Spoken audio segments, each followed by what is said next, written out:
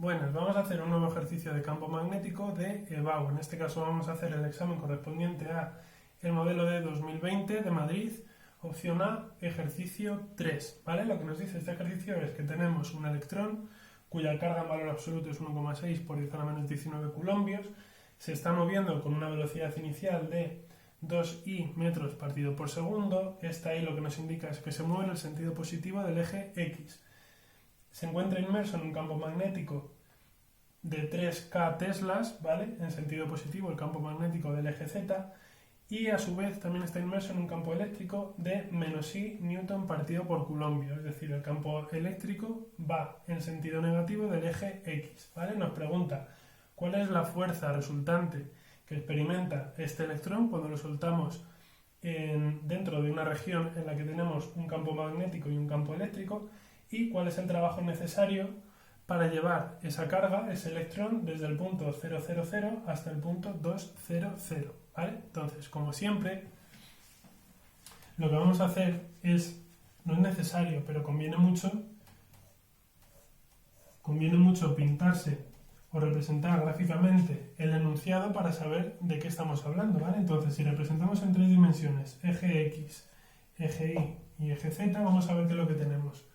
Tenemos una carga situada en el punto 000, ¿vale? Tenéis el enunciado completo en la caja de descripción, ¿vale? Entonces, lo que tenemos es una carga en el origen de coordenadas que se mueve con una velocidad de 2i metros por segundo.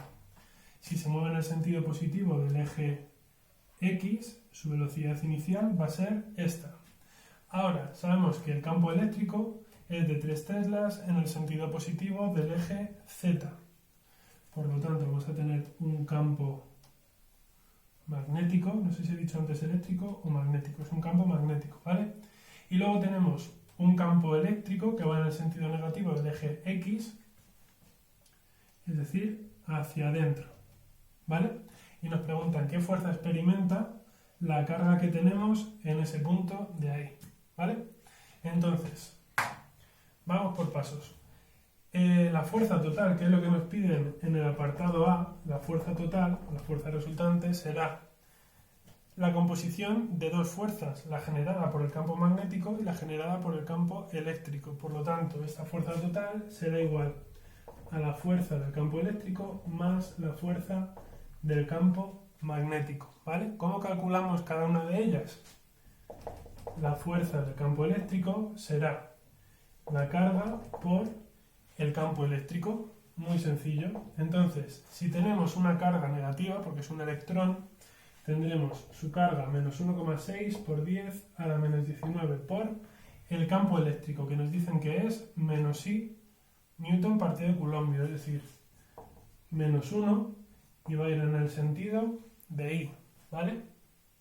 Entonces, ¿cuál será, por lo tanto, esta fuerza eléctrica? La fuerza eléctrica será menos con menos más 1,6 por 10 a la menos 19 y newtons, ¿vale? Ya tenemos la fuerza eléctrica en forma vectorial por ahí. Ahora, ¿cómo sacamos la fuerza magnética? Sabemos que la fuerza magnética es el valor de la carga por el producto vectorial de V por B.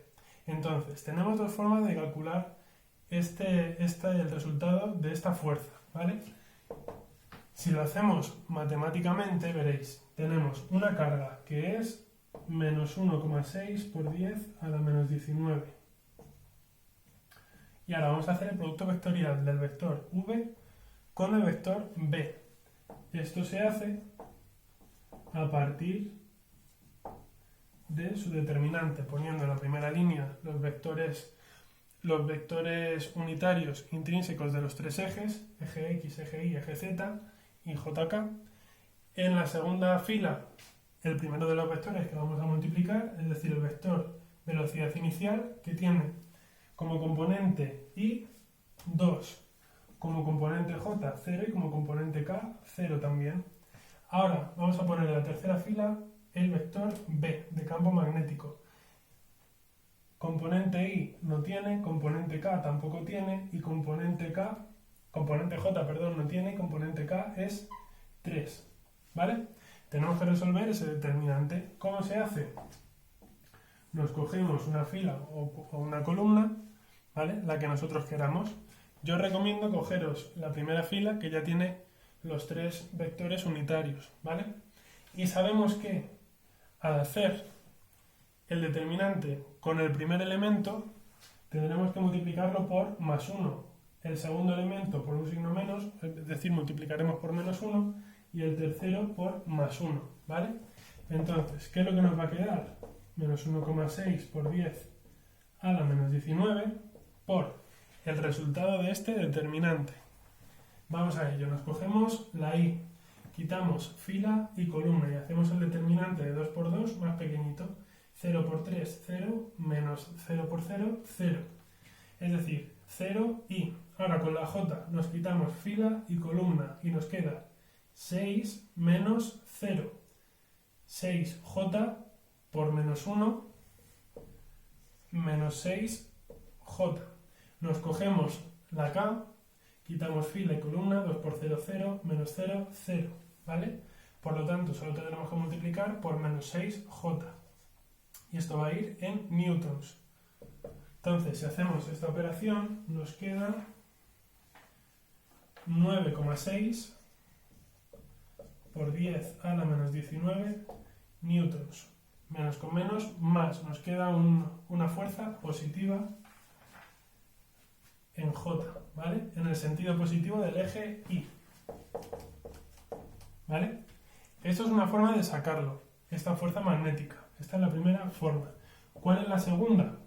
La segunda forma de sacar esta fuerza magnética es, sabemos que el módulo va a ser el valor de la carga por el módulo de la velocidad, por el módulo del campo magnético, por el coseno del ángulo que formen V con B. ¿Qué ángulo forman? Fijaos aquí, el vector V es perpendicular al vector B, por lo tanto, este ángulo son 90 grados, por lo tanto, el coseno de 90 es igual, coseno no, seno de teta, ¿vale? Seno de 90 que es 1, ¿vale? Por lo tanto, esto va a ser igual a Q por V por B, ¿vale? Si hacemos la operación, ¿qué es lo que nos va a quedar? Que el módulo será 1,6 por 10 a la menos 19, la velocidad que son 2, campo magnético que son 3, nos quedan 9,6 por 10 a la menos 19 newtons. Lo único que aquí no nos dicen no nos dicen ni la dirección ni el sentido. ¿Cómo lo obtenemos? A partir de la regla de la mano derecha. Si giramos V sobre B, estamos girando en este sentido, ¿vale? Si giramos V sobre B, estamos girando en sentido horario. Por lo tanto, lo que estamos haciendo es enroscar un tapón. ¿Lo veis? Yo siempre uso esto del tapón, de enroscar y desenroscar, porque es bastante sencillo de ver, ¿vale? Entonces, si enroscamos, ¿qué es lo que estamos haciendo? Estamos haciendo que el tapón se mueva en esta dirección y sentido, ¿vale? Por lo tanto, si se mueve hacia la izquierda, tiene un sentido negativo. Ahora veréis, sentido negativo del eje Y. ¿Qué es lo que ocurre? Que la regla de la mano derecha funciona siempre, pero funciona más si la carga es positiva. ¿Qué es lo que ocurre en este caso? Que lo que nosotros tenemos es una carga negativa, por lo tanto, el sentido de este vector va a ser el opuesto, ¿vale? Entonces, si a nosotros nos ha salido que la fuerza es hacia la izquierda, eso solo sería posible si tenemos una carga positiva, que no varíe el sentido de ese vector. Como es una carga negativa, va en sentido contrario, ¿vale? Entonces, si lo pintamos por aquí, vamos a tener una fuerza magnética hacia la derecha, ¿vale? ¿Qué significa eso? Que la fuerza magnética B será de 9,6 por 10 a la menos 19 J newtons, que es exactamente lo mismo que nos ha salido anteriormente, ¿vale? Entonces, una vez que ya tenemos esto, si queréis podemos pintar también la fuerza eléctrica que nos ha salido positivo en I. Pues si es positivo en I, la fuerza eléctrica será una cosa tal que así, ¿vale? Entonces, por lo tanto, la resultante, ¿cómo va a ser? La resultante de la fuerza va a ser una cosa tal que así, ¿vale? Va a estar sostenida sobre el plano XY, ¿vale? Este vectorcito que tenemos aquí, que es la suma de la fuerza eléctrica más la fuerza magnética. Esa fuerza total o resultante será la eléctrica más la magnética, es decir, 1,6 por 10 a la menos 19 I más 9,6 por 10 a la menos 19 J newtons, ¿vale? Y esta es la fuerza resultante. Y ya lo tendríamos, ¿vale? El módulo no, tampoco hace falta sacar el módulo, con dar el vector de la fuerza resultante ya tenemos dirección y sentido, ¿vale? Ahora nos piden hallar el trabajo necesario para llevar esta carga desde el punto inicial del 0,00 al punto 2,00, ¿vale? Entonces vamos a borrar y volvemos para resolver el apartado B.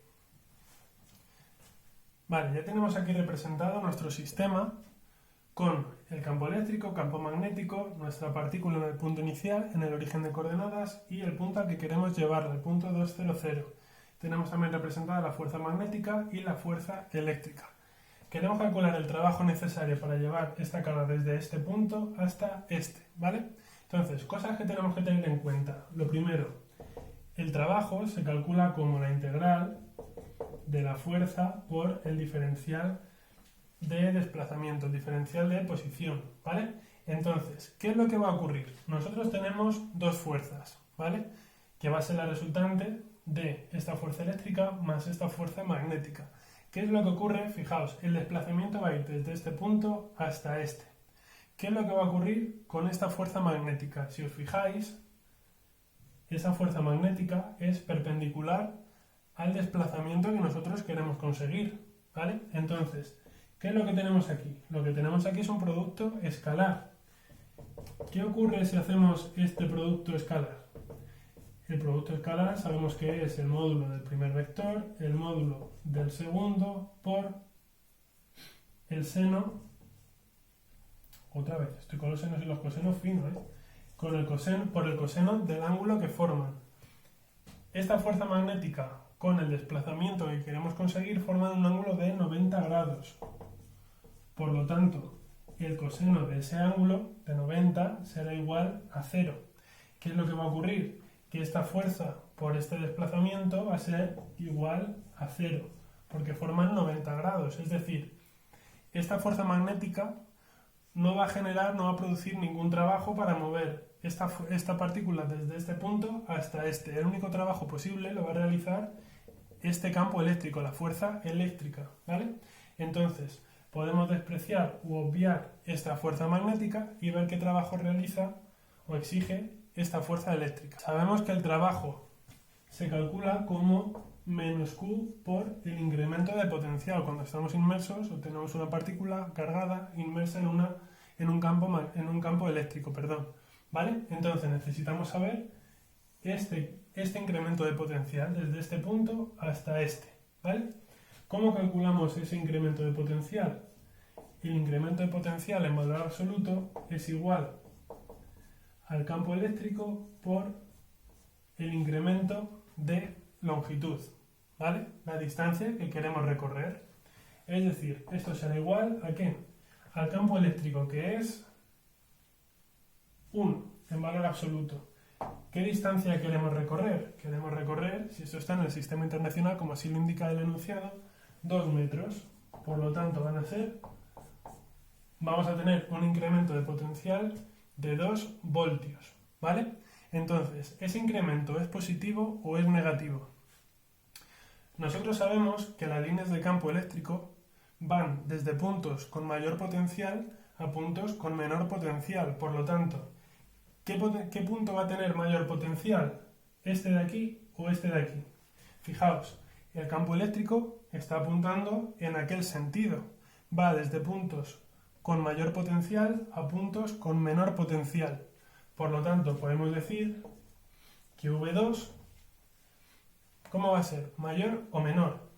Si va desde mayor a menor, el potencial en el punto 2 va a ser mayor que el potencial en el punto 1, ¿vale?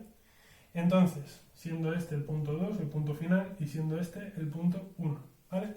Entonces, podemos decir que si el incremento de potencial es V2 menos V1, y sabemos que esto va a ser mayor que 0, el incremento de potencial van a ser 2 voltios, ¿vale?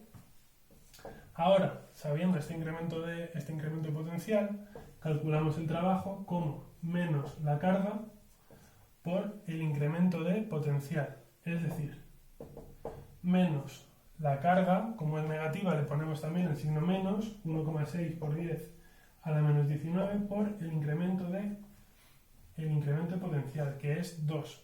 ¿Qué nos va a salir? Un trabajo de 3,2 por 10 a la menos 19 julios, positivos, ¿vale? Por lo tanto, el trabajo es positivo. ¿Y qué significa esto? Que el trabajo lo realizan las fuerzas generadas por los campos, en este caso únicamente por el campo eléctrico, ¿vale? ¿Qué trabajo necesitamos? 3,2 por 10 a la menos 19 julios. ¿Quién va a generar ese trabajo? ¿Quién va a producirlo?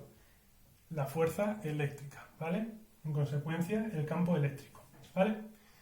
Y ya estaría.